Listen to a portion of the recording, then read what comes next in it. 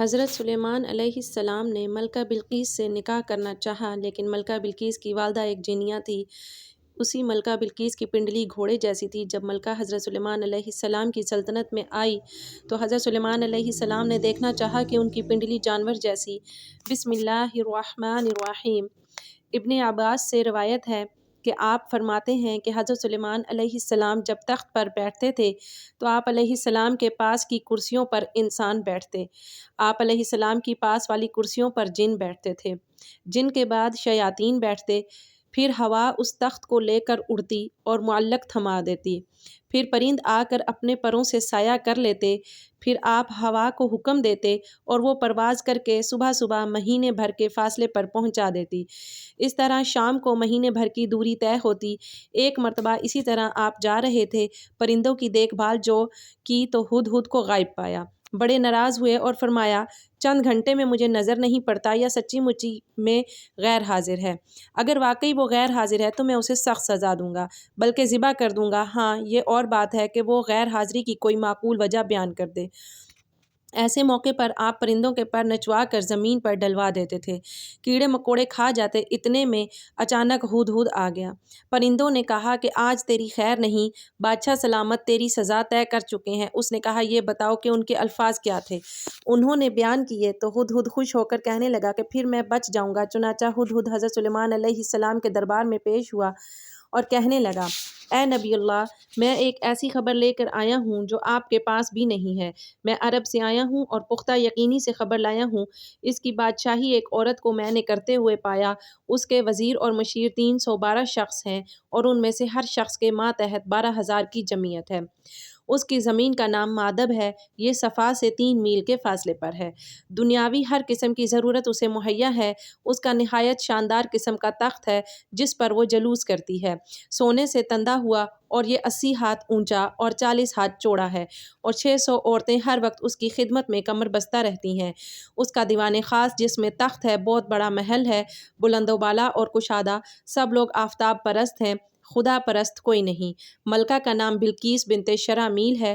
اس کا دادا پورے یمن کا بادشاہ عظیم تھا، جس کی اولاد میں 40 لڑکے پیدا ہوئے جو سب کے سب بادشاہ بنے۔ اس کے والد نے ایک جنیہ عورت سے نکاح کر لیا تھا، اس کے بدن سے بلقیس پیدا ہوئی۔ جنیہ سے نکاح کی مختلف وجوہات بیان کی گئی ہیں۔ ایک یہ کہ اپنی حکومت اور سلطنت کے غرور والے لوگوں سے کہتا کہ تم میں میرے کوئی لائق نہیں۔ اس کا نتیجہ یہ ہوا کہ لوگوں نے اس کا نکاح ایک جنیہ سے کرا دیا۔ سلیمان علیہ السلام ہدہد کا ملکہ بلقیس اور اس کی قوم کے متعلق بیان سن کر کہنے لگے کہ مجھے یہ معلوم کرنا ہوگا کہ تو سچ کہہ رہا ہے کہ جھوٹ بول رہا ہے۔ میرے اس خط کو لے جا کر ملکہ بلقیس کو دے دے اور پھر ان کے پاس سے ہٹ کر دیکھ کہ وہ کیا جواب دیتی ہے۔ ہدہد اس خط کو اپنی چونچ میں دبا کر ملکہ بلقیس کے محل میں پہنچ گیا۔ ملکہ اس وقت خلوت خانہ میں تھی۔ ہدہد نے نہایت خاموشی اور احتیاط کے ساتھ خط اس کے سامنے اس طرح ڈالا کہ وہ جان نہ پائی کہ ہدہد کہاں سے آیا ہے۔ ملکہ اپنی گود میں پڑے خط کو دیکھ کر محتاط ہو گئی اور خوف زدہ بھی، لیکن اتنا اندازہ ضرور ہو گیا کہ یہ کوئی عام خط نہیں ہے، معزز مکرم ہے، اس پر مہر بھی لگی ہوئی ہے۔ اس خط میں خط لکھنے کے تمام اصول بڑھتے گئے۔ خط لکھنے کے لیے پہلی شرط یہ ہوتی ہے کہ خط کا آغاز ہی اس طرح ہو کہ خط لکھنے والے کا نام، پتہ مکتوب علیہ کے علم میں آ جائے کہ کس نے خط لکھا ہے۔ ایک اہم بات کہ خط کا آغاز اللہ تعالیٰ کے پاک اور بابرکت نام سے کیا جائے۔ کہا جاتا ہے کہ حضرت سلیمان علیہ السلام سے پہلے کسی نے خط میں بسم اللہ الرحمن الرحیم نہیں لکھی۔ حضرت ابو ہریرہ رضی اللہ تعالی عنہ فرماتے ہیں کہ ایک مرتبہ میں آپ صلی اللہ علیہ وآلہ وسلم کے ہمراہ جا رہا تھا۔ آپ صلی اللہ علیہ وآلہ وسلم نے فرمایا، میں ایک ایسی آیت جانتا ہوں جو مجھ سے پہلے سلیمان داؤد علیہ السلام کی بات نبی پر نہیں اتری۔ میں نے استفسار کیا کہ وہ کون سی آیت ہے؟ آپ نے فرمایا بسم اللہ الرحمن الرحیم۔ خط مختصر لیکن بلیغ انداز میں تحریر کیا گیا تھا۔ خط سے شاہانہ انداز ہی نہیں، پیغمبرانہ شان بھی ظاہر ہوتی تھی۔ بسم اللہ سے ابتدا اس امر کی طرف اشارہ تھا کہ سرکشی چھوڑ کر ایک اللہ کی عبادت کرو۔ یہ کسی بادشاہ کا نہیں بلکہ پیغمبرانہ کا دعوت نامہ ہے۔ ایک اللہ کی عبادت کرو۔ ملکہ عقل مند تھی، معاملات کو کس طرح طے کیا جائے بخوبی جانتی تھی، وہ با اختیار بھی تھی۔ اس کا فیصلہ اس کے اہل دربار کے لیے رد کرنا ممکن نہ تھا، پھر بھی اس نے مصلحتاً اپنا فیصلہ سنانے کی بجائے اہل دربار سے مشورہ ضروری جانا۔ چنانچہ اپنے تمام سرداروں کو دربار میں حاضر ہونے کا حکم دیا اور کہا کہ اس سرداری میں میری طرف ایک بہت ہی اہم اور وقت والا خط ڈالا گیا ہے، جس میں مسلمان ہونے اور تابع فرما بننے کی دعوت دی گئی ہے۔ تم سب جانتے ہو کہ میں کوئی فیصلہ تمہارے بغیر نہیں کرتی، رائے دو کہ ہمیں کیا کرنا چاہیے۔ تمام اہل دربار نے جواب دیا، ہمارے پاس طاقت اور قوت کی کمی نہیں ہے، اسلحہ اور سامان بھی وافر مقدار میں موجود ہے، ہم بہادر اور شجاع بھی ہیں، میدان جنگ میں نہایت جرأت اور مردی کے ساتھ لڑتے ہیں، اسی لیے ہمیں خوف زدہ ہونے جھکنے کی ضرورت نہیں، ہماری طاقت مسلم ہے، اب ہر قسم کے مقابلے کے لیے تیار ہیں، اب جو آپ کا حکم ہو ہم آپ کے فرمانبردار ہیں۔ بلکہ بلقیس خود سے اندازہ کر چکی تھی کہ حضرت سلیمان علیہ السلام کے سامنے اس کے لشکر کی کوئی حیثیت نہیں، اگر جنگ کی نوبت آئی تو تباہی اور بربادی کے سوا کچھ ہاتھ نہ آئے گا۔ اس نے اپنے سرداروں سے کہا، جب بیرونی حملہ اور کسی بستی پر حملہ کرتے ہیں اسے اجاڑ کے رکھ دیتے ہیں، وہاں کے باعزت لوگوں کو ذلیل کرتے ہیں، اپنا رعب اور دبدبہ اور شان و شوکت قائم کرنے کے لیے ہر تدبیر کی جاتی ہے، قتل و غارت گری کی انتہا کر دی جاتی ہے، کھیتیاں جلا دی جاتی ہیں، گروان کر دیے جاتے ہیں، رعایا کو مفلوج کر دیا جاتا ہے، سپاہیوں کو قیدی بنا لیا جاتا ہے، کیوں نہ کوشش کی جائے کہ اس عمل سے بچا جائے۔ اس کا طریقہ یوں نکلا کہ فیصلہ کیا گیا کہ حضرت سلیمان علیہ السلام کی خدمت میں دیے اور تحائف بھیجے جائیں، پر ملکہ کا مقصود یہ بھی تھا کہ حضرت سلیمان علیہ السلام کی آزمائش بھی ہو جائے۔ اگر وہ تحائف لے کر راضی ہو گئے تو اس امر کی علامت ہوگی کہ وہ ایک بادشاہ ہے اور ان سے مقابلہ کرنے کے لیے دنیاوی وسائل کا کام دے سکیں گے، اور اگر وہ واقعی نبی ہے تو ان کے تحائف کی ان کے نزدیک کوئی اہمیت نہ ہوگی۔ ان کا ہدیہ قبول نہ کرنا اس امر کی طرف اشارہ ہوگا کہ ہمیں بھی اطاعت کیے بغیر چارہ نہیں۔ ملکہ نے تحائف تیار کروائے، اس کی تفصیل مختلف مقامات پر مختلف درج کی گئی ہے۔ اسرائیلی روایت کے مطابق سونے کی اینٹیں، جواہرات، قیمتی برتن تھے، بعض روایات میں ہے کہ 100 غلام اور 100 کنیزیں بھی تھیں، کنیز مردانہ اور غلام زنانہ لباس میں ملبوس تھے۔ مطلوب اس سے یہ تھا کہ حضرت سلیمان علیہ السلام کی آزمائش کی جائے، اگر وہ پہچان لیتے ہیں تو نبی ہیں، ورنہ محض ایک بادشاہ۔ جب یہ تحائف ملکہ بلقیس کے قاصد لے کر آپ علیہ السلام کی خدمت میں پہنچے تو آپ علیہ السلام نے تمام مہمانوں کو وضو کر کے تازہ دم ہونے کے لیے کہا۔ لڑکیوں نے برتن سے پانی بہا کر ہاتھ دھوئے، جبکہ لڑکوں نے برتن میں ہاتھ ڈال کر پانی لیا۔ یوں آپ پہچان گئے کہ اول ذکر لڑکیوں اور ثانی ذکر لڑکے ہیں۔ ایک روایت یہ بھی ہے کہ ایک گروہ نے کوہنیوں سے ہاتھ دھونا شروع کیا اور انگلیوں تک آیا، جبکہ دوسرے گروہ نے انگلیوں سے شروع ہو کر کوہنیوں تک ہاتھ دھوئے۔ بہرحال حضرت سلیمان علیہ السلام نے دونوں کو الگ الگ پہچان لیا۔ اسرائیلی روایت کے مطابق ملکہ بلقیس نے اپنی حتمی چند آزمائش سوالات بھی کیے، جن میں سے ایک یہ بھی تھا کہ ملکہ نے ایک برتن بھی بھیجا جس کے لیے فرمائش تھی کہ اسے ایسے پانی سے بھرا جائے جو زمین کا ہو نہ آسمان کا۔ حضرت سلیمان علیہ السلام نے اس کی فرمائش یوں پوری کی اور ان کے پسینے کے قطرے اس برتن میں جمع کروا دیے۔ بلکہ بلقیس نے حضرت سلیمان علیہ السلام کے لیے کچھ اور بھی آزمائش تیار کی تھی۔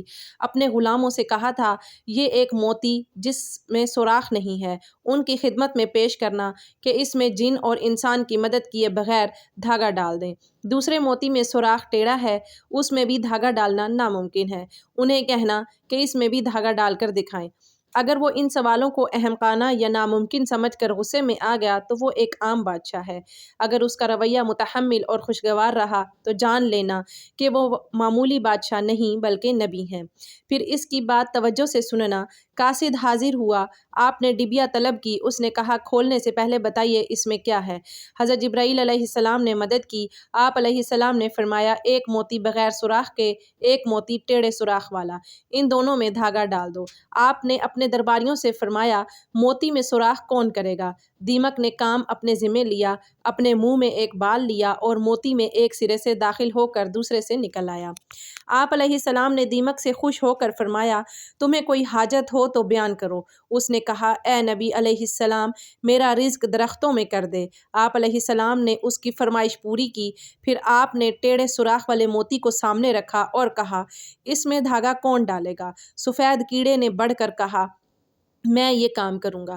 اس نے دھاگا اپنے منہ میں لیا اور ایک طرف سے جا کر دوسری طرف سے نکل آیا۔ آپ علیہ السلام نے اس کیڑے سے اس کی حاجت پوچھی، اے اللہ کے نبی، میرا رزق پھلوں میں رکھ دو۔ اس کی فرمائش بھی رہتی دنیا تک پوری کر دی گئی۔ قاصد تو اس سے پہلے ہی آپ سے مرعوب ہو چکے تھے۔ جب حضرت سلیمان علیہ السلام نے قاصدوں کے استقبال کے لیے دربار سے کوئی 30 میل کی مسافت میں سونے چاندی کی اینٹوں کا فرش بنانے کا حکم دیا، راستے میں دونوں طرف عجیب الخلقت جانوروں کو کھڑا کر دیا، دربار کو بھی از سر نو ترتیب دیا۔ اپنے تخت کے دائیں بائیں 4000 سونے کی کرسیاں، ایک طرف علماء اور دانشوروں کے لیے، دوسری جانب وزراء اور عمال سلطنت کے لیے بچھا دی گئی۔ چنانچہ جب قاصد آئے تو انہوں نے سونے کی اینٹوں پر جانوروں کو کھڑا دیکھا، آگے آگے تیمروں کی قطاریں تھیں، پھر جنات کی صفیں تھیں، اور رستے میں ہی حیرت زدہ ہو گئے تھے۔ دربار پہنچے تو وہاں کی شان و شوکت دیکھ کر دنگ رہ گئے۔ جب حضرت سلیمان علیہ السلام سے ملاقات ہوئی تو شاہانہ بادشاہ ہونے کے باوجود آپ علیہ السلام خندہ پیشانی سے پیش آئے۔ قاصدوں نے بیش قیمت تحائف نظر کیے تو آپ علیہ السلام نے فرمایا، کیا تم نہیں دیکھ رہے کہ اللہ تعالیٰ نے مجھے ہر چیز سے نوازا ہے؟ یہ مال و دولت میرے لیے بے معنی ہے، تم مجھے یہ بے وقت اور معمولی تحائف دے رہے ہو، جبکہ اللہ تعالیٰ نے مجھے نبوت سے سرفراز کیا ہے، پھر جنوں، پرندوں اور ہواؤں کو میرے لیے مسخر کیا۔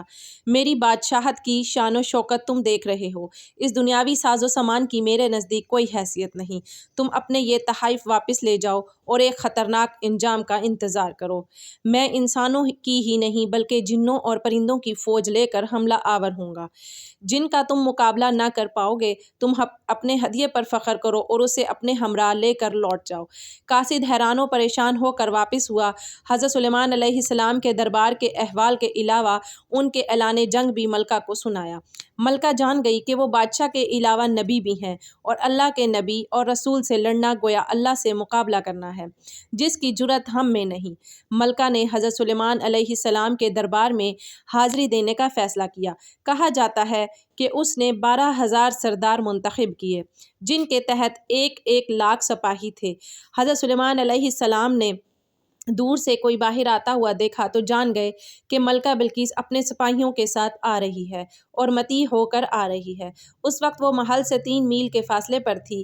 حضرت سلیمان علیہ السلام نے سوچا کہ وہ میرے دربار کی شان و شوکت کے ساتھ ساتھ پیغمبرانہ معجزہ بھی دیکھ لیں، اس لیے آپ نے اپنی اس مجلس میں کہا جہاں آپ صبح سے دوپہر تک مقدمات کا فیصلہ کیا کرتے تھے اور جہاں جنوں انس سب ہی شریک ہوا کرتے تھے، فرمایا کہ کیا ملکہ بلقیس کا تخت، جس کی بیش قیمت اور نادر ہونے کی بہت شہرت ہے، ملکہ کے میرے دربار میں پہنچنے سے پہلے کوئی یہاں لا سکتا ہے؟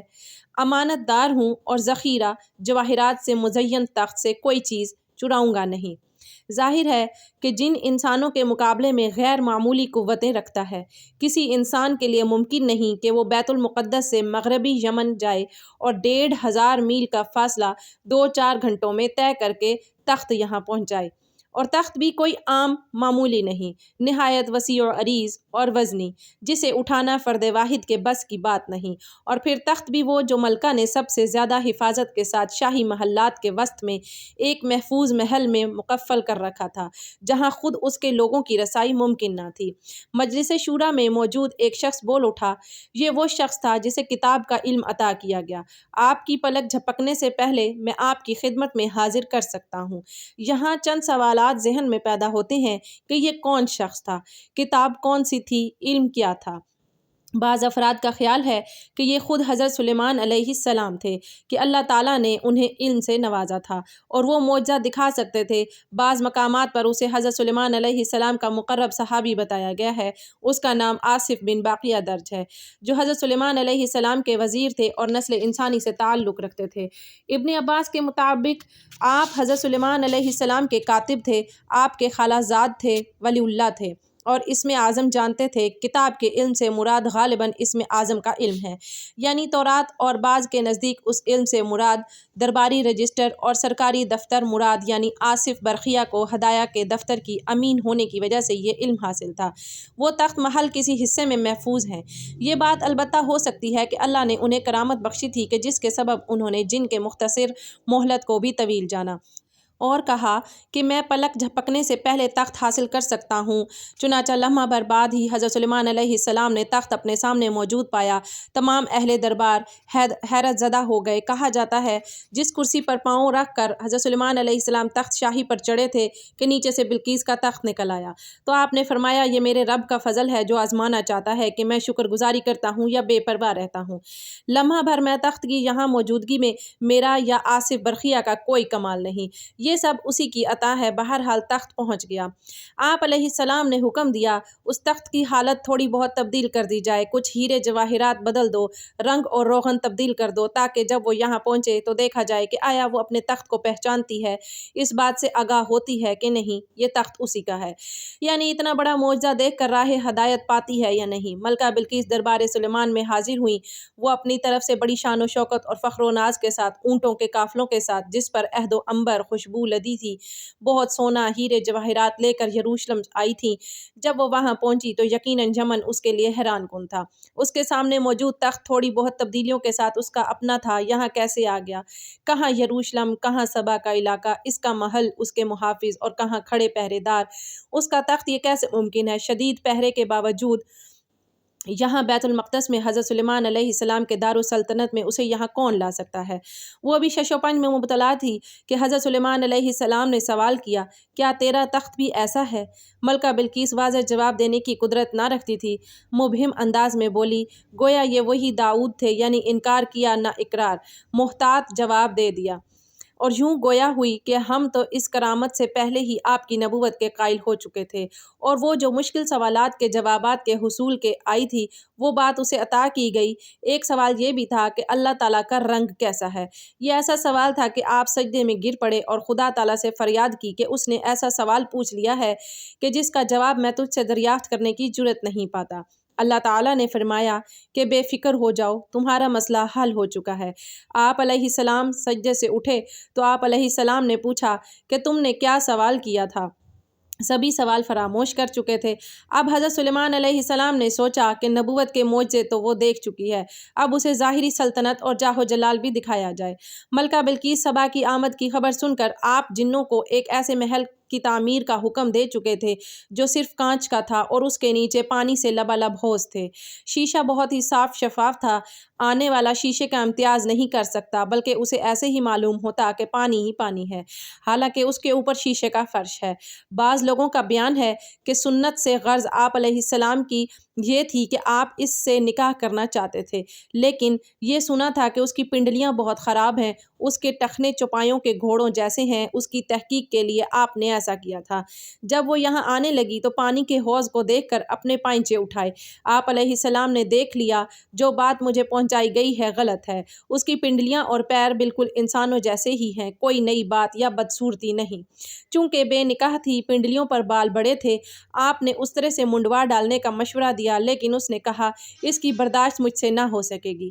آپ نے جنوں سے کہا کہ کوئی اور چیز بناؤ جس سے بال جاتے رہیں، اور جنوں نے ہڑتال پیش کی۔ یہ دوا سب سے پہلے حضرت سلیمان علیہ السلام کے حکم سے ہی تلاش کی گئی تھی۔